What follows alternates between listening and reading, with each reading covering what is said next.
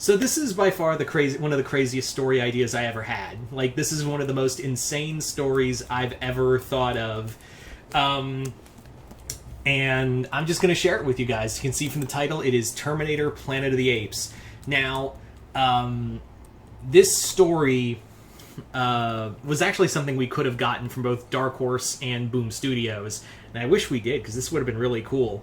Now, Terminator Planet of the Apes, but sadly I don't know what's going on with Disney and the comic rights. And also, for those wondering where in continuity this is for Planet of the Apes, this is the original continuity. This is not the Andy Serkis Caesar timeline. And specifically, where we're going to start is a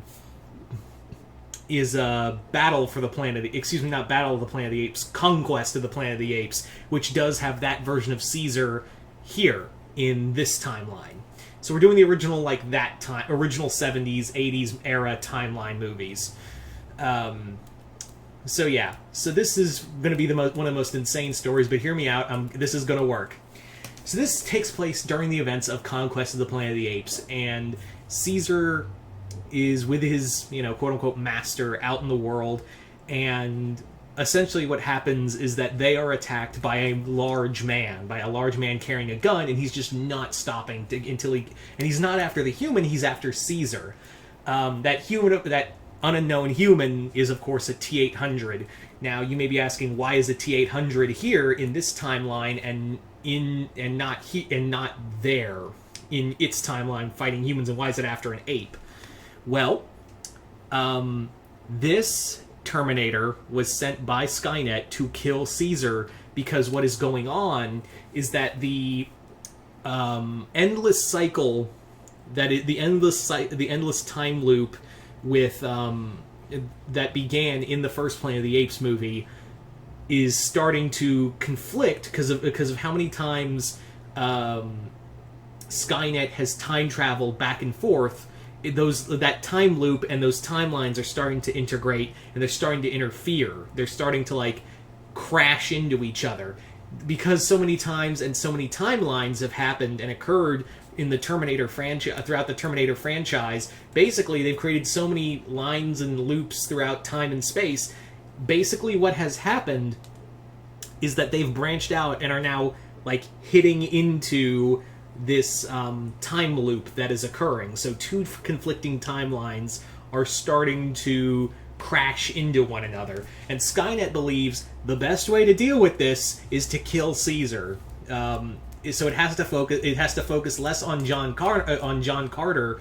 Excuse me, not John Carter. Carter, different person. John Connor, and focus on Caesar, hoping if he kills Caesar, he can break the loop and stop all this from happening and just destroy that time loop, and then Skynet can go on and try to figure out how to stop it. And Skynet's not an idiot either. Skynet's kind of aware that it's causing so many timelines, but its programming is like, it understands that this is the definition of insanity, and Skynet even kind of muses to itself, am I insane for doing the same thing over and over again? Because it's not working. I'm doing the same thing over and over. It's maddening. But at the same time, it's very much like what's going on in the Planet of the Apes timeline, where that loop is literally trying to do the same thing over and over again and expecting different results. So, the Terminator is sent to try to kill Caesar, but of course someone is sent to protect him. And that person is Taylor. Taylor actually is sent by the Resistance, because the Resistance is starting to get these two conflicting timelines, and Carter actually time traveled. Basically now, since they can't time travel, because basically anytime they do try to time travel, literally what happens is that they're so intersected now with the Planet of the Apes timeline, they're crashing into that one. So what has happened is that, like, when the timeline synced for a moment, Connor encountered Taylor, and Taylor was in now the Terminator future. So Connor sends Taylor to protect Caesar, and Taylor's like, no, I am not. I am in no way doing that. I am the only good ape is a dead ape. And he's like, look, Taylor, I'm gonna level with you. This is bad. Like, if we don't protect Caesar, both timelines will be destroyed. And also, if you're guessing, at this point, Skynet's aware of what's going on and has also sent a Terminator back to kill, try to think like, oh, I can kill Connor right here and kill this Taylor guy from saving them.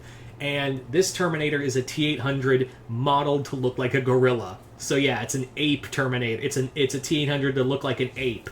And Cornelius is actually the one. Cornelius and Zira are actually the ones to identify that it's not a gorilla and not an ape, because apes can smell each other. So they smell like, that feels artificial. That's not right. So Taylor just grabs a gun and just starts shooting this ape, and the ape gets up, and half of his face like shot off and reveals all like the metal plating and like the ape-like face. Yeah. So Taylor now has to be tasked with protecting Caesar and stopping Skynet from killing him, thereby erasing this timeline. But however, what Skynet doesn't really know, because like if he kills Caesar and ends this time loop, it's going to cause like a backlash and wipe out all timelines. It's like that time loop has to keep happening, because if it doesn't, it's like a train going off a track. If that track goes off, it's just going to smash into other timelines, namely the ones that's running into it right now.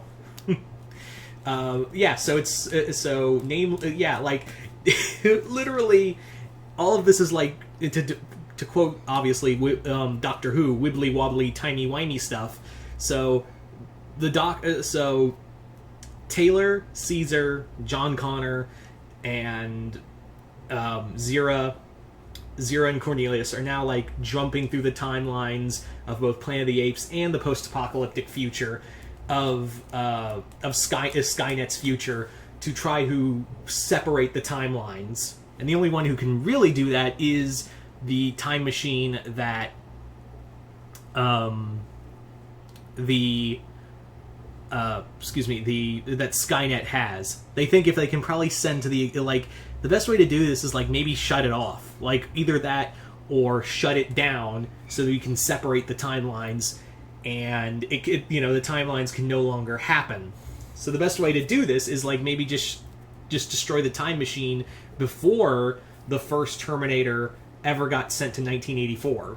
Like that's their best guess, is like stop the first Terminator from ever encountering, and maybe like just wipe out everything. Like, yeah, Skynet would still be around and there would still be fighting, but now they're not creating like multiple timelines and destroying the time stream itself, and also not destroying another universe entirely. So obviously jumping around through time and all the timelines just phasing in and out of each other. They obviously encounter Schwarzenegger's Terminator from T2. He helps out. Long story short, they manage to stop these timelines from smashing into each other, and everything is put back to normal. So there you go. That is pretty... that's just the bare bones of the story. I know, it's very like I said earlier, wibbly-wobbly, timey-wimey stuff. But I figured this would be really fun to really talk about, because again, it's two major sci-fi franchises that have kind of had varying degrees of success, although one had a better return than another did, just saying. And yeah, both deal with time a lot of, time stuff, so this was a lot of fun to do. Anyway, and God, if this was a comic book, I would love to have... absolutely love as a cover for a Terminator Planet of the Apes crossover, with just a Terminator, like the T-800, just standing in front of the Statue of Liberty on the beach and just looking up at it, like. Or even, I'll do you one better. Like, instead of it's still the Statue of Liberty on the beach, but instead of like a human face, it's a Terminator face, like some goofy, like that would be just so much fun. Yeah. So there you go, guys. That is pretty much my Terminator Planet of the Apes crossover. Comment, like I said, totally crazy, but you guys tell me in the comments below. What'd you guys think of it? Like it, hate it? And as always, if you haven't already, go check out my link in the description below to my Patreon. Other than that, I'm Mr. Multiverse. I'll see you next time in the Multiverse.